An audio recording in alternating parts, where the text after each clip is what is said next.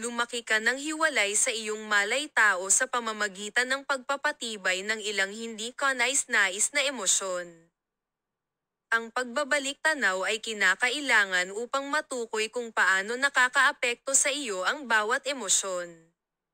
Sa pagmuni-muni, bigyan ng puwang upang ihayag ang iyong mga kwento dahil sa iyong paghatol ay maaaring lumikha ng iba't ibang mga bersyon. Mayroong maraming mga layer sa iyong maskara na nakalimutan mo o hindi mo alam kung paano ka nagbago sa ngayon. Maging matyaga at banayad habang naglalaan ka ng oras at pag-aalaga sa iyong sarili. Ang mga tao sa iyong komunidad ay nagbabahagi ng parehong sitwasyon tulad ng sa iyo, na hinahanap ang kanilang mga nawawalang kaluluwa. Nagsisilbi rin sila sa iyong mga catalyst. Huwag matakot sa mga nag-trigger. Upang matuklasan ang iyong panloob na sarili ay mas malalim. Kaya buksan ang iyong sarili sa lahat ng mga posibilidad. Iwanan ang iyong paghuhusga at malayang tuklasin ang iyong sarili. Sa yugtong ito, kailangan mo ng pagmamahal sa sarili at pag-unawa upang suportahan ang mga pagbabago. Kung nakakaramdam ka ng kalungkutan, ito ay dahil wala kang pananampalataya sa iyong mas mataas na sarili at sa iyong espiritual na tagapag-alaga. Ang paghahanap ng iyong kaluluwa ay espiritual. May mga palatandaan na humihikayat sa iyo sa bawat hakbang ng paraan upang mapalapit sa iyong panloob na sarili. Ano ang iyong pinagtutuunan ng pansin sa bawat araw? Kung hindi ka pa tumitingin ng malalim sa iyong panloob na mundo, ito ay isang mas mataas na pagtawag upang ilipat ang iyong pansin. Panatilihin ang lahat sa mas mataas na pananaw upang malampasan ang mga hadlang sa buhay. Kapag tinitingnan mo silang parang problema, nagiging problema. Kapag tinitingnan mo ang mga ito tulad ng mga karanasan sa buhay, matututo ka at lumago. Ang emosyonal na sakit ay tunay na totoo. Tulad ng stress sa katagalan ay maaaring magpalitaw ng mas maraming isyu sa kalusugan. Kung ang stress ay nangyayari, matutong palayain ito ng radikal dahil hindi mo kailangang pagyamanin ito.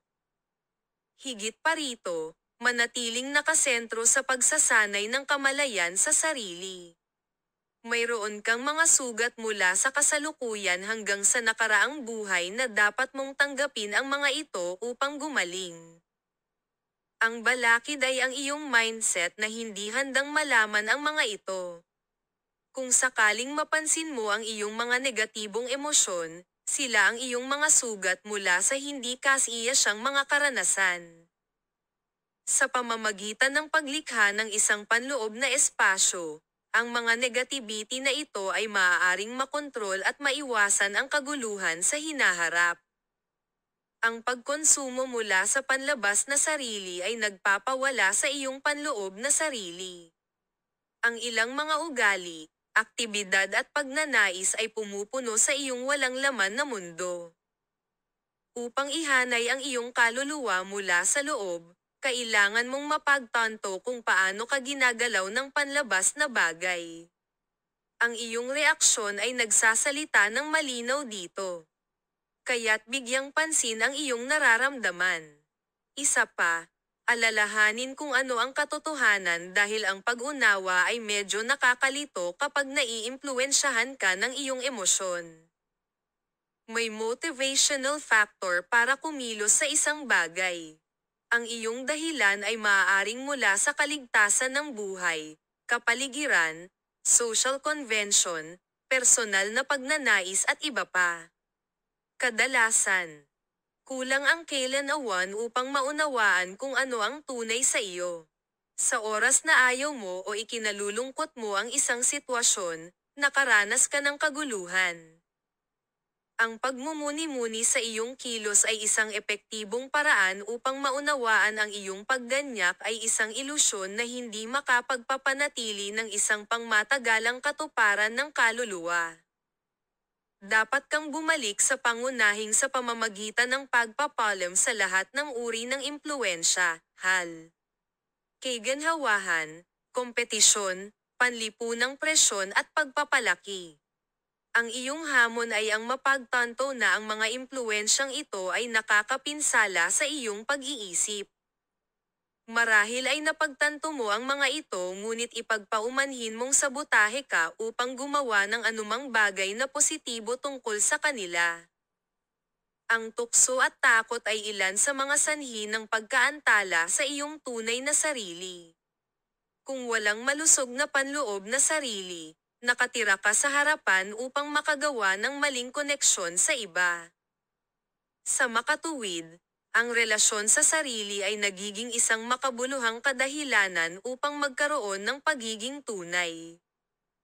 Kaya huwag mong ibaon ang iyong nega sa iyong sarili dahil ang kadiliman ay nakakaakit ng higit pang kadiliman. Sa halip, ilabas ang iyong nega upang makahanap ng kagalingan. Sa mga pagtatagpo sa buhay, tanggapin ang iyong mga catalysta at yakapin ang mga nag-trigger. May mga sandali na kailangan mong maging isang ermitanyo upang tumuon sa pagpapakawala kung ano ang hindi nagsisilbi sa iyong pinakamahusay na kabutihan. Ang iyong isip ay parang recorder.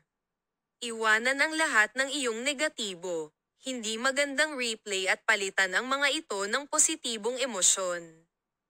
Aakyatin mo ang bundok na iyon at pagkatapos ay ang susunod na magdadala ng malaking kagalakan. Ang iyong baso ay palaging refillable.